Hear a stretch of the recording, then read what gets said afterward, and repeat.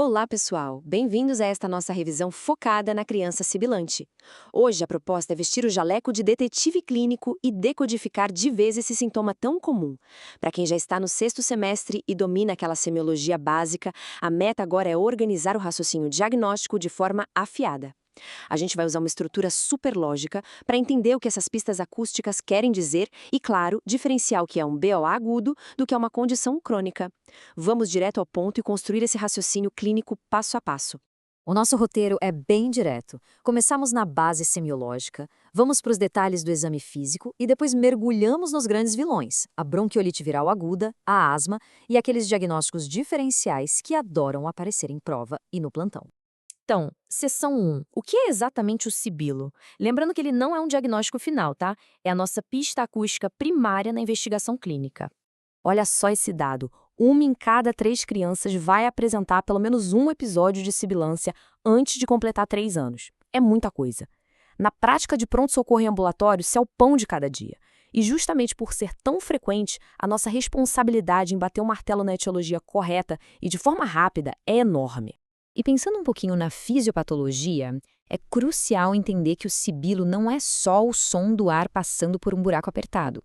A palavra-chave aqui é oscilação. É um som musical contínuo que dura mais de 100 a 250 milissegundos. Ele acontece porque as paredes da via aérea, que estão ali quase colapsando, começam a vibrar. E o tom não depende do diâmetro do tubo em si, mas da espessura, da tensão e da rigidez dessa parede. É como se fosse a palheta de um instrumento de sopro. E dependendo da parede que vibra, o padrão muda. Essa comparação é ouro para a prática clínica. O sibilo homofônico é aquele que soa sempre igual, uma nota só. Isso grita para a gente que a vibração está num ponto anatômico constante, tipo uma obstrução fixa numa grande via aérea. Pensem numa traqueomalácia, por exemplo. Em compensação, o sibilo heterofônico é uma verdadeira sinfonia caótica, com múltiplas notas e tons variados. Isso indica obstrução variável em vias aéreas pequenas, que é o cenário clássico de uma asma ou de uma bronquiolite. Para não esquecer mais, a gente tem essas regras acústicas de ouro que funcionam como um atalho mental incrível. É possível localizar a obstrução só afinando o ouvido. Se o ruído predomina na inspiração, o problema está lá em cima. É uma obstrução extratorácica. Se é expiratório, o problema é mais embaixo, intratorácico. Agora, se o som está ali o tempo todo nas duas fases, bifásico, acende a luz vermelha. Isso aponta para uma obstrução fixa e grave. Avançando para a seção 2, a nossa avaliação clínica.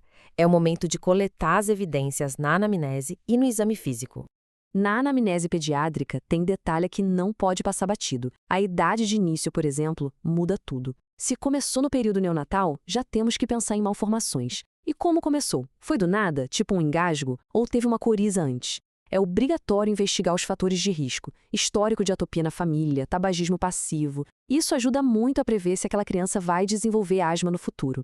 E uma dica prática excelente: pais chamam qualquer barulho respiratório de chiado. Então pedir para ver aquele vídeo caseiro gravado no celular virou uma ferramenta diagnóstica indispensável hoje em dia. Atenção total a esse conceito, que é a armadilha clássica. A gente viu que o sibilo precisa de fluxo aéreo para fazer a parede vibrar, certo? Então se um bebezinho chega em crise aguda grave e de repente para de sibilar, mas o esforço respiratório continua, não é que ele melhorou. Pode ser o temido tórax silencioso. Significa que o fluxo de ar está tão, mas tão ruim que não tem força nem para gerar som. É uma emergência médica gravíssima, indicando que a insuficiência respiratória está batendo na porta. Indo para a seção 3, bronquiolite viral aguda, a famosa BVA. O suspeito número 1 quando o paciente é um lactente. O grande vilão por trás do primeiro episódio de sibilância na vida de um bebê é o vírus sincicial respiratório, o VSR. Em alguns surtos, ele domina até 90% dos casos, mas na média fica na casa dos 75%. O importante é entender o estrago que ele faz. Ele não causa só um broncoespasmo. Ele desencadeia a inflamação intensa, um aumento absurdo de muco, necrose do epitélio e edema. Tudo isso causa um verdadeiro rolhão, uma obstrução mecânica e hiperinsuflação das pequenas vias aéreas. A cronologia da VVA é quase de livro. Começa com um pródromo viral simples, uma corizazinha, febre baixa, os pais acham que é só um resfriado. Mas lá pelo 3º ou 4º dia, o quadro desce para o trato respiratório inferior. A criança começa com taquipneia, tiragem, esforço e aquele sibilo polifônico difuso. E aqui entra o ponto crucial da terapêutica. O tratamento da BVA é de suporte. O foco é limpar a narina, garantir hidratação e oferecer oxigênio se tiver hipoxemia. Fazer corticoide ou broncodilatador de rotina não muda o desfecho nessa patologia, viu? É um erro comum que a gente tem que evitar. Seção 4. Sibilância recorrente e asma. Vamos traçar o perfil de quem reincide na emergência. A criança volta a primeira, a segunda, a terceira vez com chiado no peito. A gente já taxa de asmática de cara? Claro que não. Precisamos de ferramentas clínicas para não sair dando diagnóstico ou corticoide à toa. E a ferramenta padrão ouro aqui é o Índice Preditivo de Castro-Rodrigues. Ele estima o risco de aquele bebezinho sibilante recorrente virar um asmático no futuro. É considerado positivo se tiver um critério maior, como um dos pais com asma, ou diagnóstico médico de dermatite atópica na criança, ou 2 critérios menores, que são eosinofilia, rinite alérgica ou sibilância fora de quadros virais. Além disso, a asma clássica tem gatilhos claros e, principalmente, uma melhora clínica evidente depois que a gente testa um broncodilatador de curta, o famoso SABA, ou faz um teste com um corticoide inalatório. Essa reversibilidade é que sela o diagnóstico. Finalmente, seção 5. Diagnósticos diferenciais. É hora de desmascarar os impostores que tentam se passar por asma ou BVA. Montar os diferenciais fica fácil se dividirmos o raciocínio em quadrantes. Tempo e história resolvem quase tudo.